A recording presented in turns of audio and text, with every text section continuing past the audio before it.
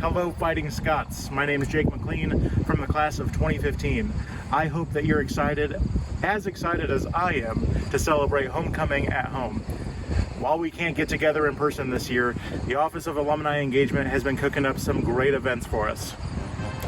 But while we're at home, make sure that you've either purchased your Homecoming at Home t-shirts or you have given a gift of $50 or more to get your own Monmouth swag box.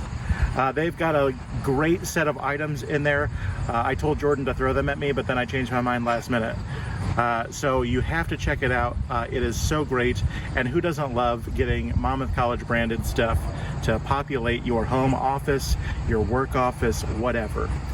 We've got some great events coming up. I'll throw a couple of them out. As we know, chapel is such a big tradition for us on campus. So make sure the Wednesday of Homecoming at Home to join us for a sunset evening prayer with the Reverend Dr. Terriot right here on the steps of Wallace Hall. Then on Thursday, make sure to catch Dean Wilhart and Craig Vivian as they do our Sippin' with the Scots. I'm personally excited to learn about Scotch drinking. Can't say I've done that before. No, I really can't.